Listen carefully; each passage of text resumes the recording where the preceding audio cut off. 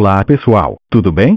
Está começando mais um programa do canal Shelanda News, hoje quadro Modo História.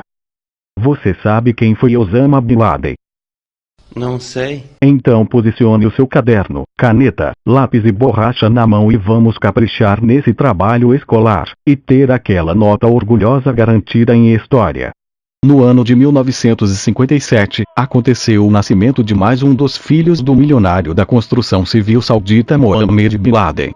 Osama bin Muhammad bin Avad bin Laden era o 17º filho de uma prole extensa que vivia entre as mais abastadas famílias da Arábia Saudita. Osama poderia ter sido mais um dos desconhecidos magnatas orientais que passavam a vida ostentando sua própria riqueza.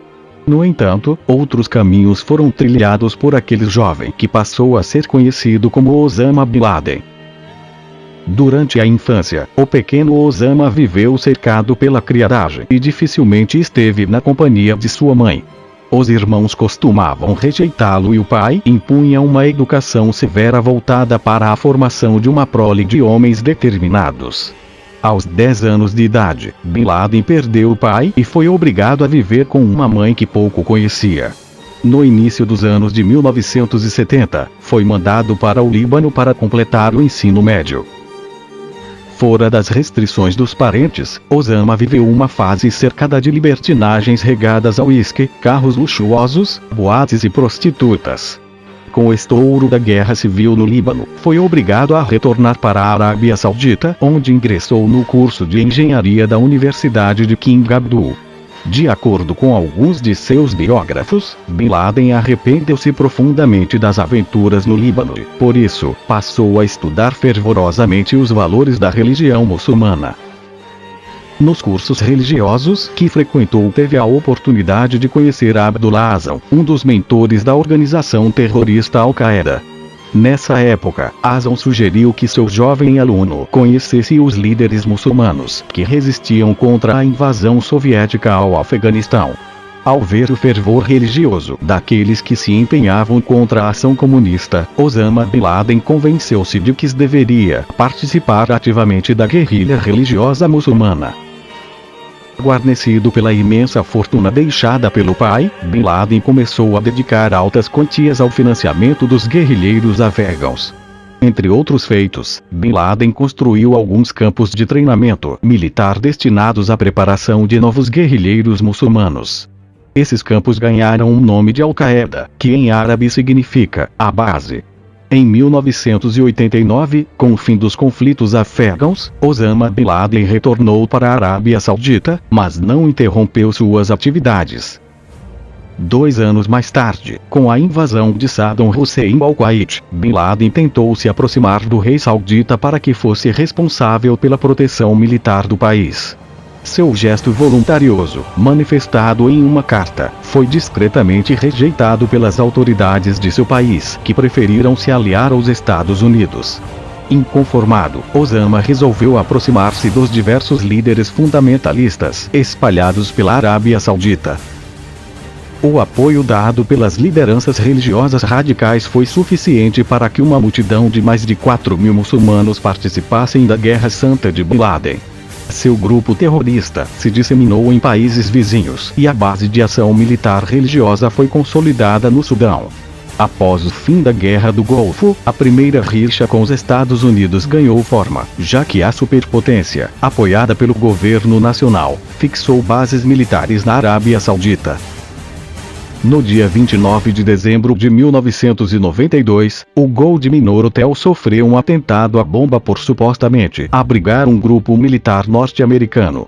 A ação foi bem sucedida, mas não foi suficiente para encerrar a fúria contra o imperialismo do tio Sam.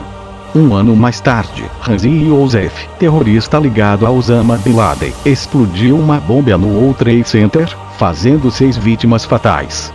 Pressionado politicamente, o governo saudita cancelou a cidadania de Bin Laden.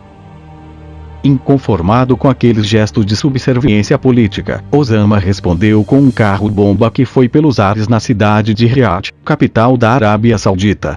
Logo em seguida, o Sudão se viu obrigado a enxotar o terrorista de suas fronteiras. Mais uma vez enfurecido pelo poder de intervenção norte-americano, Bin Laden mudou-se para o Afeganistão e divulgou uma declaração de guerra contra os Estados Unidos da América. A ida para o território afegão caiu como uma luva para os interesses de Bin Laden. O país era politicamente controlado pelos talibãs, grupo radical islâmico que via com bons olhos a ação terrorista de Osama. A recepção amistosa do governo afegão foi retribuída com vultoso suporte financeiro e a criação de forças paramilitares fiéis ao regime. A essa altura, os serviços de inteligência dos Estados Unidos e de outras nações árabes começaram a caçada contra Osama Bin Laden. Enquanto isso, o bem articulado terrorista planejou 2 atentados terroristas contra o seu inimigo número 1. Em 1998, as embaixadas norte-americanas do Quênia e da Tanzânia sofreram com os atentados à bomba de Bin Laden.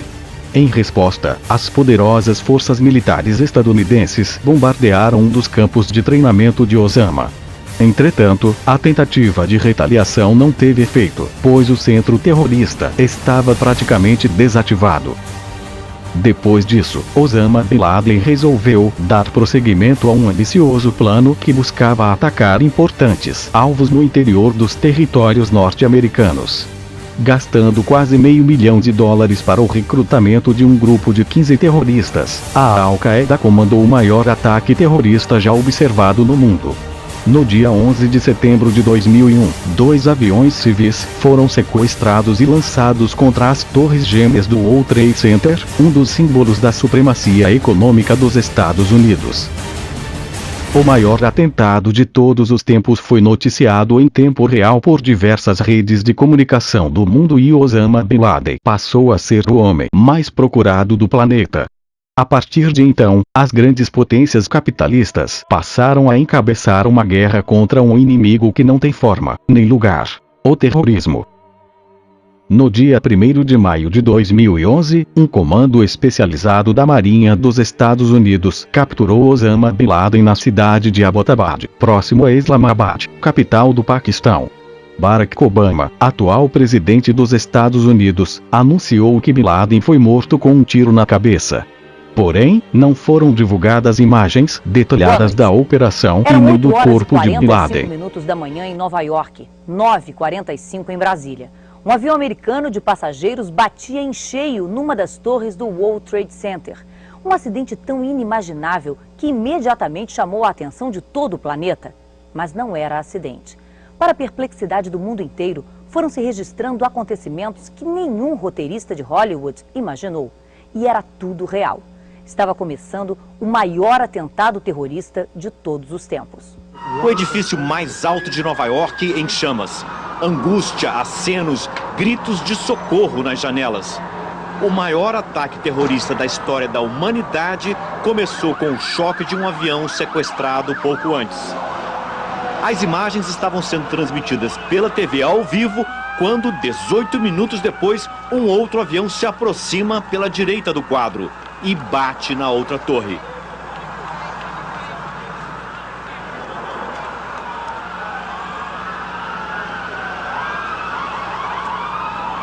Isso é uma coisa horrível, horrível, horrível. Nas ruas próximas do atentado, correria.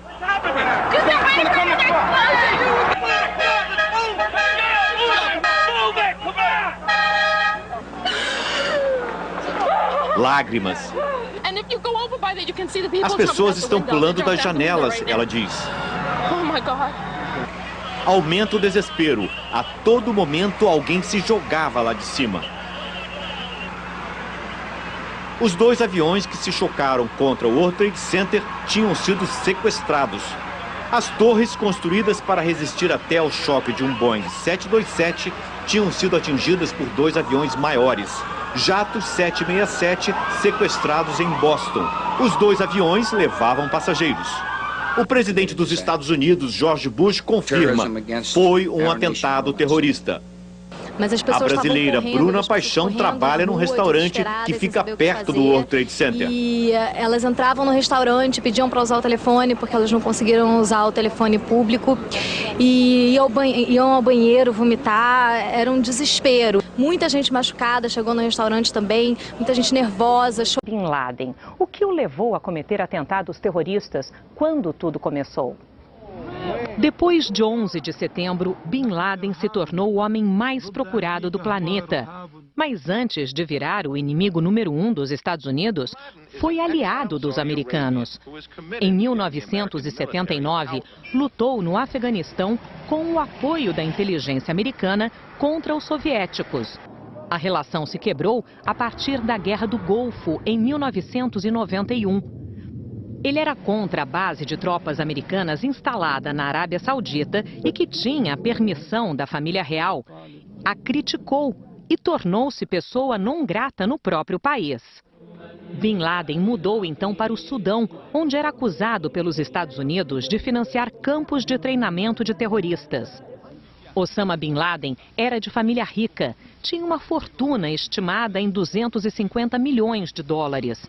Nasceu em Riad, capital saudita, em 1957. Estudou religião e ciências econômicas na Universidade Rei Abdul Aziz. Era o 17º dos 52 filhos de Muammar Bin Laden, um camponês saudita que se tornou magnata da construção. Pouco ou quase nada se sabe da vida pessoal dele. Acredita-se que tenha tido 23 filhos com 5 esposas. Em 96, os Estados Unidos pressionaram e o governo do Sudão pediu a Bin Laden que fosse embora. Ele foi de vez para o Afeganistão e de lá lançou a Guerra Santa contra os americanos. Em 98, atacou as embaixadas americanas na Tanzânia e no Quênia, matando 224 pessoas. No ano seguinte, entrou para a lista dos mais procurados pelos Estados Unidos. Em 2000, ordenou o ataque a um navio americano no Iêmen, matando 17 pessoas. Mas o pior de todos os atentados foram os ataques ao Pentágono e às Torres Gêmeas, que deixaram cerca de 3 mil mortos. De lá para cá, ele aparecia em vídeos divulgados na internet com ameaças de novos ataques. Era caçado principalmente nas montanhas de Tora Bora, no Afeganistão. Segundo os americanos, ele morreu aos 54 anos numa mansão no Paquistão. No Oriente Médio, divisão. Há quem concorde e quem condene a operação americana que matou o líder da Al-Qaeda. Quem conta é o correspondente Carlos Delanoy. No Afeganistão, moradores da capital Cabul manifestaram sensação de alívio pela morte de Osama Bin Laden.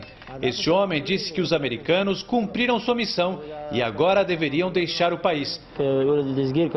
Em Peshawar, no Paquistão, o sentimento oposto. Numa escola islâmica, muitos lamentaram a morte do chefe da Al-Qaeda. Para este, ao ser assassinado, Osama virou mártir. Outros virão no lugar dele, previu.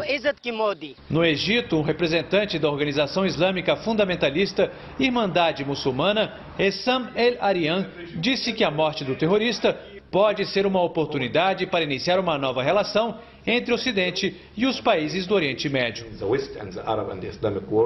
Representantes do governo israelense aqui em Jerusalém e da autoridade palestina em Ramallah, na Cisjordânia, consideraram que a morte de Bin Laden deve trazer bons resultados para a causa da... 2 de maio de 2011.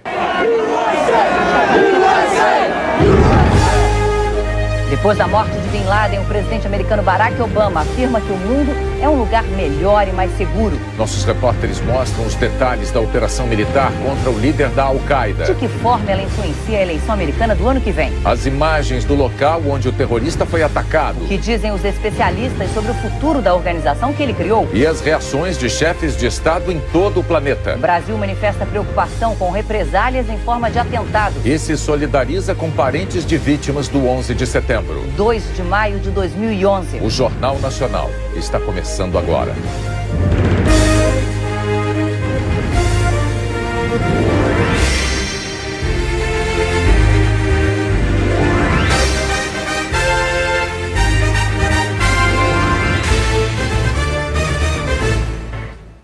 boa noite. Boa noite. A morte do responsável pelo maior atentado terrorista da história foi o assunto hoje de chefes de Estado, de autoridades militares, políticos de todas as posições ideológicas, de cidadãos de todo o planeta. A notícia foi divulgada oficialmente pelo presidente dos Estados Unidos, Barack Obama, há 20 horas. E os detalhes desse pronunciamento histórico estão na reportagem do correspondente Luiz Fernando Silva Pinto. Good evening. 25 milhões de dólares agora é pela cabeça de Ayman al-Zawahiri. Está terminando aqui esta edição de 2 de maio de 2011, uma edição histórica do Jornal Nacional. Você terá outras notícias logo mais no Jornal da Globo, depois de Tela Quente. Boa noite. Uma boa noite para você, até amanhã.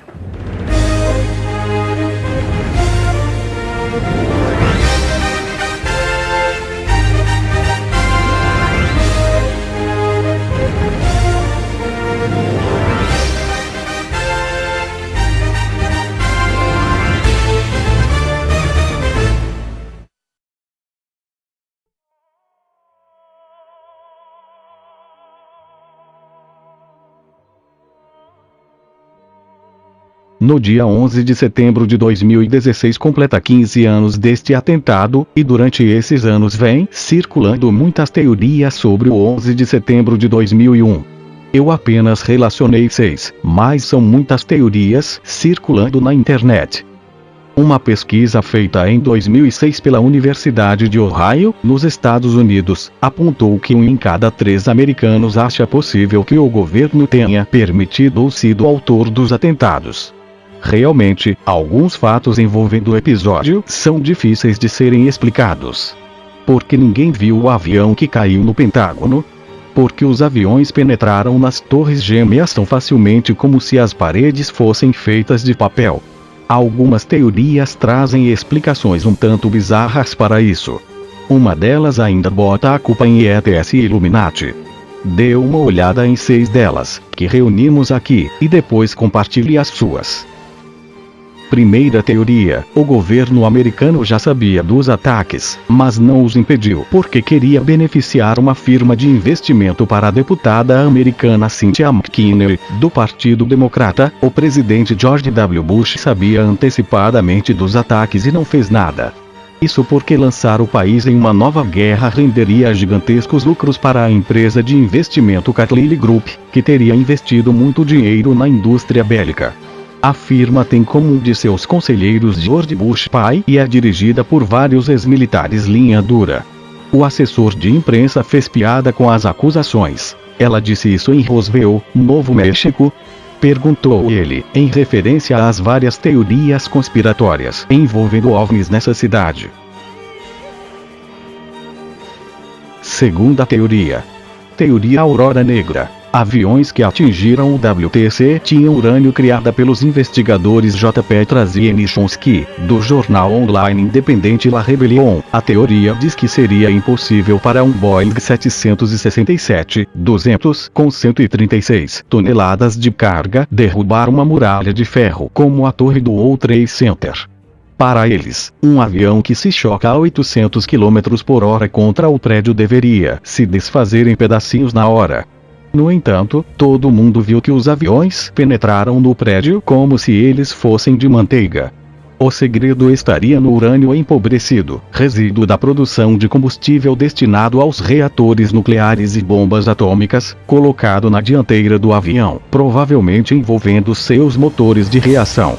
A força destrutiva desse material é devastadora e sua natureza inflamável faz com que pegue fogo no momento do impacto, produzindo calor suficiente para fundir e derreter a blindagem, mais resistente e atravessá-la, fazendo-a explodir depois pela fricção do aço ou outro material qualquer.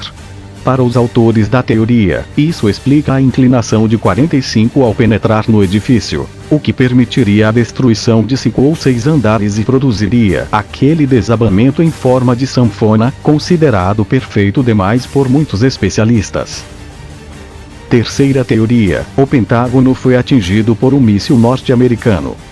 O fato de o buraco na fachada do prédio do Pentágono ser pequeno demais para ter sido provocado por um Boeing com 38 metros de envergadura e a falta de destroços e rastros levantaram suspeitas. Além disso, um avião de 100 toneladas voando a 400 km por hora teria estragado bem mais do que apenas um dos 5 lados do edifício.